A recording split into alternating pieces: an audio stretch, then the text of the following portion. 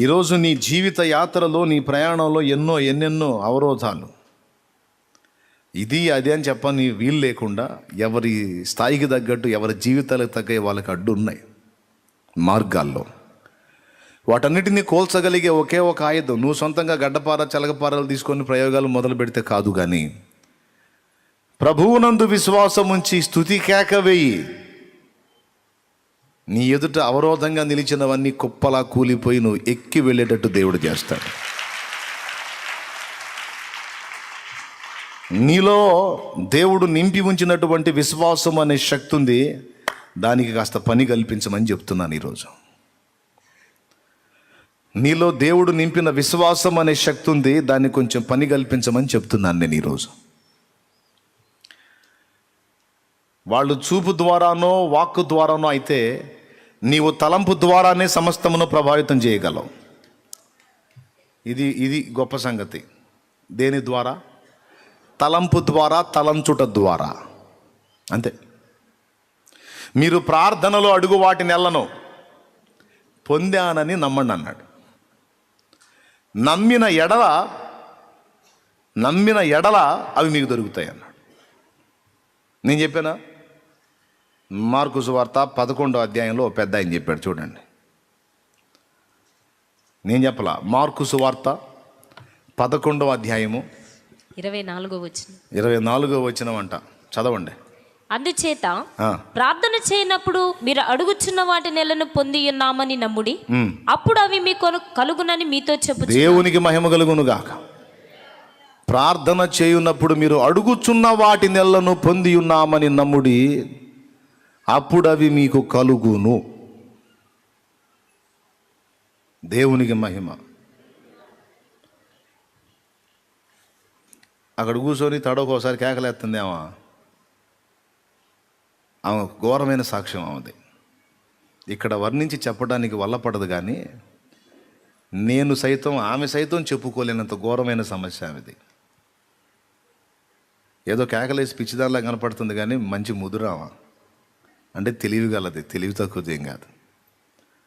ఆమె జీవితంలో దేవుడు చేసిన కార్యం స్పష్టంగా నా కళ్ళారా చూశాను నేను.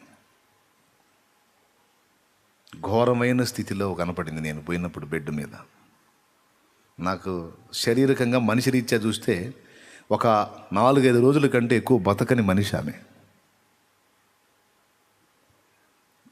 ఆమె దారుణమైన పరిస్థితి నేను వర్ణించి చెప్పలేను. పర్సనల్, భయంకరమైనది. ట్యూబులు పెట్టేసి ఉన్నాయి ఆమె బాడీ అంతా, పైపులు పెట్టేసి ఉన్నాయి. ఘోరం. 2 చేతులు ఆమె మీద పెట్టి విశ్వాసంతో ఇదే ప్రార్థన చేసి ఆమెకు అదే చెప్పా, ఈ పైపులతో ఈ ఘోరమైన స్థితిలో ఇలా ఉన్నావు, దేవుడు నీలో విశ్వాసం అనే శక్తిని నింపున్నాడు. ఆ విశ్వాసాన్ని బట్టి నీవు నీ విశ్వాసపు తలంపులతో చూడు, ఇవన్నీ నీకు లేవు. వీటన్నిటి నుంచి దేవుడు నిన్ను విడిపించాడు. నువ్వు నార్మల్గా ఏ పైపులు లేకుండా పూర్తి ఫ్రీగా నువ్వు తిరుగుతున్నావు. దేవుడు నిన్ను స్వస్థపరిచాడని ఇదే నమ్ము. నువ్వు అది నమ్మినట్లయితే నేను ప్రార్థన చేస్తానని అదే విశ్వాసం ఆమె కలిగి ఉంది. ఆ విశ్వాసాన్ని బట్టి నేను కూడా ప్రార్థన చేశాను. ఎక్కువ టైం తీసుకోవాలా, అనతి కాలంలోనే అప్పుడే దేవుని కార్యం ప్రారంభమైంది.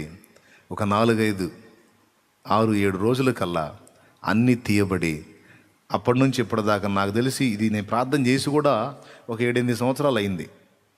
కానీ ప్రభువుని గట్టిగా నమ్మింది, దైవజనుడిగా నేను చెప్పిన మాటని పూర్తిగా విశ్వసించి ఒకటే సూత్రం చెప్పింది, నీ తలంపులలో మాంత్రికుడు దృష్టి ద్వారా, వాక్కు ద్వారా, మనకు దృష్టి వాక్కు కూడా కాదు, తలంపులలో విశ్వాసాన్ని ప్రయోగించు. తలంపులలో విశ్వాసాన్ని ప్రయోగించు.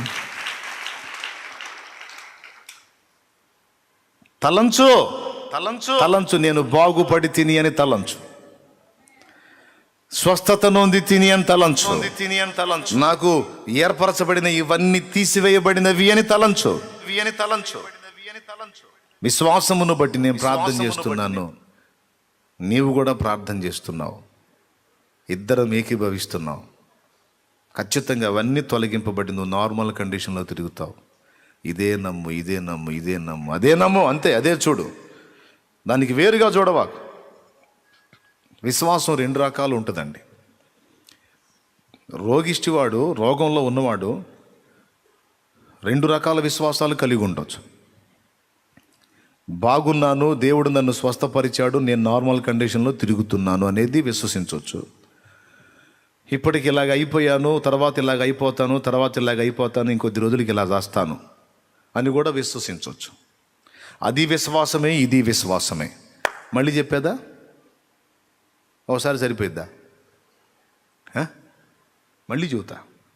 రోగము వచ్చిన ఒక వ్యక్తి, ఒక సమస్యను ఎదుర్కొంటున్న ఒక వ్యక్తి, ఆ సమస్య నుండి నాకు స్వస్థత కలిగింది, యేసు నామాన్ని బట్టి నాకు విడుదల కలిగింది, నేను దాని నుండి విడుదల పొందాను, నార్మల్ అయ్యాను, నేను క్యూర్ అయ్యాను, బాగున్నాను. ఎవరిని బట్టి? యేసును బట్టి. ఆయన గాయాల్లో స్వస్థత నాకు లభించింది, నేను విశ్వసిస్తున్నా, నేను అదే నమ్ముతున్నా, అదే చూస్తున్నా అని విశ్వాసాన్ని బట్టి ఆ విధమైన తలంపు ఒకడు కలిగి ఉండొచ్చు. అది విశ్వాసమే. లేదు, ఇప్పటికి ఇలాగ అయిపోయింది, వైద్యులు చేతులు ఎత్తేశారు, ప్రార్థనలు కూడా పనిచేయలేదు, చాలామంది భక్తులు ప్రార్థన చేశారు, ఎంతమంది ప్రార్థన చేసినా పని చేయలేదు, ఇక ముందు చేసే ప్రార్థనలు కూడా పనిచేయవు, ఇప్పటికీ రోజుకు 3 పూట్ల తినాల్సింది 1 పూట తింటున్నాను, ఇంకా 4-5 రోజులు పోయిందంటే ఆ 1 పూట కూడా ఆగిపోయిద్ది, ఆ తర్వాత ఇంకంతా గ్లూకోజ్ బాటిల్ ఎక్కుతాయి, ఆ తర్వాత అవి కూడా ఎక్కవు, ఆ తర్వాత ఇంకా రోజు రోజుకి కాలు, చెయ్యి, నోరు అన్నీ పడిపోతాయి, చివరికి సత్తా. ఇది కూడా తలంపే, ఇది కూడా ఒక విశ్వాసమే. నీవేది విశ్వసించుచున్నావు? నీవు నమ్మిక చొప్పున నీకు కలుగును గాక అని యేసయ్య అన్న మాట మర్చిపోవద్దు. నీవేది నమ్ముచున్నావో అదే నీకు జరిగిద్ది అన్నాడు. నీ విశ్వాసమే నీలో కార్యసిద్ధి కలిగించింది, నీ విశ్వాసమే నేను నీట నడిపించింది, నీ అవిశ్వాసం లేక అల్ప విశ్వాసం నేను నీట ముంచింది అన్నాడు. కాబట్టి నువ్వు ఏది ఏర్పరచుకుంటున్నావు, శక్తి నీలోనే ఉంది. నెగిటివ్గా అల్లుకుంటూ పోయావంటే దాని ఫలితమే చూస్తూ పోతావు, పాజిటివ్గా అల్లుకుంటూ పోయావంటే అనుకూలమైన ఫలితాన్ని చూస్తావు. ఎందుకంటే ఆ కృప, ఆ పవర్, ఆ విశ్వాసం అనేటువంటి ఆ దినుసు ఏదైతే ఉందో అది నీలోనే పెట్టేశాడు ఆయన. దాన్ని నువ్వు ఎలా ఉపయోగిస్తావో దాని ఫలితమే పొందుతావు నువ్వు. నేను చెప్పిన మాటను విశ్వసించింది, అనుకూలంగానే చూసింది, బతికిపోయింది. 8 ఏళ్ళు, నాకు తెలిసి 7-8 ఏళ్ళు, డౌట్ లేదు. ఇప్పటికీ ప్రాణం తీస్తుంది దొరికితే. కూసో, దేవునికి మహిమ కలుగును గాక. అర్థమైందా? నేను చెప్పేది నిజం, కహాని కాదు, సాక్ష్యం చూపించాను. ఆమె దారుణమైన పరిస్థితిని ఎరిగిన వాళ్ళని కూడా మీ కళ్ళ ముందు చూపించాను నేను. ఇది నా గొప్పతనం కోసం చెప్పట్లా, కొంప తీసి మళ్ళీ కూటమి అయిపోగానే అందుకే అన్నయ్య ప్రార్థన చేయమంటుందా నిన్ను అనుకుంటూ వస్తారు.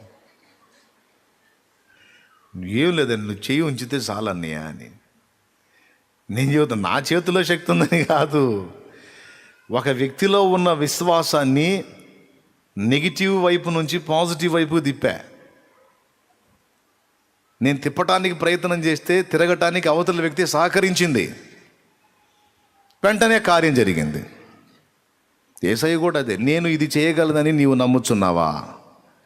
ప్రభువా నమ్ముచున్నాను, నా నమ్మిక తప్పిపోకుండాన్నట్లు కార్యం చేయంటే, నమ్ముట నీ చేతనైతే నమ్మేవాడికి సమస్తము సాధ్యమే అన్నాడు. ఆ అబద్ధమా? అదేమన్నా చిన్న మాట? సమస్తము సాధ్యం ఏంటయా అంటే 1 కోటి రూపాయలు అప్పులు కూడా తీరిపోతాయా?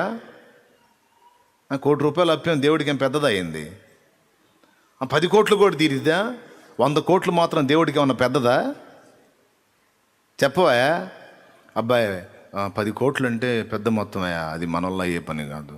ఏదన్నా 100, 50, 1000, 10,000 అంటే ఏదో మనం చేస్తాం అంటాడా? అది నేనంటా మనిషిగా అనే 10 కోట్లు అప్పు ఉందనే, మరి ఏదన్నా ఏంద్రా బాబు 10 కోట్లు అనేది, ఇంతవరకు అది ఎట్టుంటుందో కూడా నేను చూడలేదు. ఏదో 100, 50, 1000 ఏదో నాకున్న స్తోమతకు 2,000 ఏదో అన్న ఇంట్లో కష్టం ఉందంటే ఇదో నేను నాకున్న శక్తిలో చేయగలుగుతాను. వామ్మో 10 కోట్లే, అవి మొత్తం కొప్పేసి ఎట్టుంటుంది కూడా చూడలేదు నేను ఇంతవరకు అని నేనంట. దేవుడు అంటాడా? నువ్వు దేవుని దగ్గరికి, దేవా పెద్ద మొత్తం దేవా 10 కోట్లు దేవా అంటే, అమ్మో అంత పెద్ద మొత్తం అయితే నేనేం చేయలేనమ్మా అంటాడు దేవుడు. ఎర్రి మొహమా, 10 కోట్లు ఏంది, 100 కోట్లు ఏంది, 1000 కోట్లు ఏంది, ఎన్నైనా నా ముందు ఏది నిలవదు. నమ్ముట నీ చేతనైతే నమ్మువానికి సమస్తము. పెద్దగా చెప్పు. రైట్. సైతాను గారు చేసే కుట్ర ఏమి లేదండి. మనలో ఉన్న విశ్వాసం అనే శక్తిని నెగిటివ్గా తిప్పుతాడు వాడు. అది వాడి సక్సెస్ వెనక కారణం. అర్థమైందా? మనలో ఒక శక్తిని దేవుడు నిస్త్రాణంగా ఉంచాడు. లోపల ఉంది మనలో. ఆ శక్తిని నువ్వు ఎటు తిప్పుతావో అటు ఆ ఫలితం వస్తుంటుంది నీకు. నీలో ఉన్న విశ్వాసాన్ని నువ్వు ఏ విధంగా ప్రయోగిస్తావో దాని ఫలితాన్ని పొందుతావు. ఇదొక్కటి నీకు అర్థమైతే చాలా సంతోషం. ఒక తల్లి వచ్చింది, పెళ్ళై 17 సంవత్సరాలు అయింది బాబు, కానీ ఇంతవరకు నాకు సంతానం కలగలేదు. చాలామంది చేత మాటలు పడ్డాను, రకరకాల అవమానాలు పడ్డాను అని ఇదే శుక్రవారం రోజు ఉపవాసంతో వచ్చి కూర్చుంది పాకలో. ఇదే మాట చెప్పాను. ప్రేయర్ అయిపోయింది. కూటమి ముగింపులో ఇలా గర్భఫలం లేక ఇబ్బంది పడుతున్న స్థితిలో ఉన్న వారి కోసం చెప్తా కదా, అలా చెప్పినప్పుడు ఆమెకు కూడా చెప్పాను. నేను గొడ్రాలిని, నాకు గర్భంలో దోషాలు ఉన్నాయి, గర్భసంచి సమస్యలు ఉన్నాయి, లేకపోతే పురుషునికి సమస్యలు ఉన్నాయి, ఇవన్నీ తీసి దెబ్బలో కొట్టు. ఈ వ్యతిరేకంగా నువ్వు ఏర్పరచుకున్న ఆలోచనలు, నీటి బుడగలు ఉన్నాయి, ఆ బుడగలు ఉన్నాయి, ఈ బుడగలు, ఇవన్నీ మనుషుల మాటల్ని బట్టి, వాళ్ళ మాటలను విశ్వసించి నువ్వు ఏర్పరచుకున్న అభిప్రాయాలు, వాటన్నిటిని పక్కన పెట్టు. నీటి బుడగలు, గుండు బండల్నే పగలగొట్టి సముద్రాలని పాయలు చేసిన దేవుడికి నీ గర్భంలో ఉన్నటువంటి నీటి బుడగను తీసేయటం ఏమన్నా కష్టమా? నువ్వు దేవుడు నీ మీద పనిచేస్తాడని నమ్మో. దేవుడు నీ మీద తన చేయి ఉంచి దేవుడు నీలో తన కార్యము జరిగిస్తాడని నమ్ము. నేనేదో మంత్రం ప్రయోగించి ఒక మాట అట్లాగంటే ఏదో ఇట్స్ అయ్యేది కాదు. నీ విశ్వాసమును బట్టి దేవుని ప్రభావం నీ మీదికి వచ్చి నీలో ఆయన కార్యము జరిగిస్తాడు. కన్ఫర్మ్. నమ్మది. నీ గర్భదోషాలు తొలగించబడ్డాయి. నీ చేతులు ఇలా ఉంచు విశ్వాసంతో. ఆ చేతిలో పొత్తిళ్లలో ఉన్న పసికందును చూడు. నీ తలంపుల్లో విశ్వాసంతో పొత్తిళ్లలో ఉన్న పసికందు నీ చేతిలో ఉన్నాడు, విశ్వసించి చూడు. రూఢిగా అది నిశ్చయమని నీవు నమ్మగలిగిన ఎడల, నీ తలంపులలో నీలో ఉన్న విశ్వాసపు శక్తిని నిజంగా ఆ దిశగా నువ్వు తిప్పగలిగిన ఎడల అనతి కాలంలో నీ చేతిలో బిడ్డ రాగలడు. ఇది నమ్మితే స్వతంత్రించుకుంటా ఉంది. 17 సంవత్సరాల తర్వాత, వివాహమై 17 ఏళ్ల తర్వాత ఒక బిడ్డ కాదు, 2 పిల్లల్ని ఆమె పొందింది. 2 బిడ్డల్ని. ఎట్లా? డాక్టర్లు చెప్పారు పుట్టరు అని. నువ్వు ఎన్ని తిప్పలు పడ్డా లేదు, పుట్టరు అని. విశ్వాసం. ఆ ప్రయోగం అయిపోయింది, ఈ మందులు ఆడాను, ఆ ప్రయోగం అయింది, ఈ ప్రయోగం అయింది, అన్నీ అయిపోయింది, ఇంకెక్కడలే, ఇంకేముందలే, ఇంకా కష్టమేలే అని నీలో ఉన్న విశ్వాసాన్ని వ్యతిరేకంగా, నెగిటివ్గా ఏర్పరచుకుంటున్నావు. ఒకవేళ దేవుని శక్తి పనిచేద్దామని మీదికి వచ్చినా నువ్వు విశ్వసించట్లేదుగా. నువ్వు ఏది నమ్ముతున్నావో ఆ దిశగానే పని జరిగిద్ది, కానీ నువ్వు విశ్వసించు దానికి వ్యతిరేకంగా ఏది జరగదు. దేవుడు ఇది చేయగలడని నీవు నమ్మిన ఎడల ఈ కార్యం పొందగలుగుతావు. ఇది చేయలేడు, అదే జరుగుతుందని నమ్మిన ఎడల దేవుని శక్తి ఉండి కూడా నీ విషయంలో నిష్ఫలమవుతుంది. పేతురు లైఫ్ ఒక ఉదంతం. ఇక్కడ నీళ్ల మీద నన్ను ప్రభువు నడిపించగలడని నమ్మినంత వరకు దేవుని శక్తి ఆయన మీద పనిచేసింది. నీళ్ల మీద కొన్ని వేలో లక్షలో క్యూసెక్కుల నీరు తన కాళ్ళ కింద ఉంది, కానీ దాన్ని ప్రభావం కోల్పోయింది. పేతురు నది ముంచలేకపోయింది. కారణం దేవుని పట్ల అతనుకున్న విశ్వాసం, దేవుని శక్తి అతని విశ్వాసాన్ని బట్టి కరెక్ట్గా దేవుని శక్తి ఆ పేతురు మీద పనిచేసింది. పనిచేసి ఒక మానవుడు అయి ఉండి, ప్రకృతి సంబంధి అయిన మనుషుడు అయి ఉండి ప్రకృతికి విరుద్ధమైన క్రియ చేస్తున్నాడు ఆడ. కానీ ఎప్పుడైతే దేవుని యందలి విశ్వాసాన్ని పక్కన పెట్టి ప్రతికూలత వైపు దృష్టి పెట్టాడు, ఆటోమేటిక్గా మునిగిపోవటం మొదలుపెట్టాడు. మునిగిపోవటం మొదలుపెట్టి ఒక తెలివైన పని చేశాడు. అక్కడ మళ్ళీ నమ్మాడు, మళ్ళీ విశ్వసించాడు. ఏమని తెలుసా? నేను ఇప్పుడు మునిగిపోతున్నాను, అయినా నా ప్రభువుని కేక వేస్తే నేను నిలవగలుగుతాను. ప్రభువా ప్రభువా నన్ను రక్షించు. ఆగిపోయాడు అక్కడ. ఎప్పుడైతే ప్రభువా నన్ను రక్షించన్నాడో అక్కడ ఆగిపోయాడు. లేకపోతే ఎంతసేపు అయింది మునిగిపోవటం? చిన్నగా మునుగుతారు నీళ్ళలో, ఏమండి? మెల్లిగా అని మునుగుతారు నీళ్ళల్లో. ఎప్పుడైతే కాళ్ళ కింద నీళ్లు మీదకి రావటం మొదలుపెట్టినాయో వెర్రి కేక వేశాడు, ప్రభువా నన్ను రక్షించండి. ఎందుకు వేశాడు తెలుసా? ఆ కేక వేస్తే అవి ఆగుతాయని. ఆ కేక వేశాడు, అవి ఆగిపోయినాయి. అంటే అతని మీద దాడి చేయటం ఆపేసినాయి, మళ్ళా లోబట్టం మొదలుపెట్టినాయి. అప్పుడు ప్రభు చేయి అందించి, అల్ప విశ్వాసి ఎందుకు సందేహపడ్డావు? అంటే నీలో దేవుని శక్తి విషయంలో సందేహం రానంత వరకు ఆ శక్తి నీ మీద నిలిచి ఉంటుంది. దేవుని శక్తి విషయంలో నీకు విశ్వాసం కరెక్ట్గా ఉన్నంత వరకు ఆ ప్రభావం, ఆ పవర్ నీ మీద పనిచేస్తుంది. ఎప్పుడైతే డౌట్ వచ్చిందో ఎంత గొప్ప ప్రభావం కూడా నీ మీద పనిచేయటం మానేస్తుంది. అందుకే చెప్పాడు, సమస్తము సాధ్యమే అనే మాటకు ముందు నమ్ముట నీ చేత అయితే అన్నాడు. ఇక్కడ మనం సాధన చేయాల్సింది నమ్మటం. చెప్పబోయా ఏం సాధన చేయాలా? నమ్మటం, అంతే. దేవునికి మహిమ. ఈ మందిరంలో ఇక్కడ కూర్చున్నాం, అటు పక్క అన్ని పిచ్చి మొక్కలు, అడుగుతుమ్మ కంప ఆ పక్క. ఆ రోజు దాని వైపు మీకు చూపించి, దానికి వెళ్ళి చూపించి, మీకేం కనపడుతుంది? ఎవరు అన్నారు? అడుగుతుమ్మ చెట్లు అన్నారు.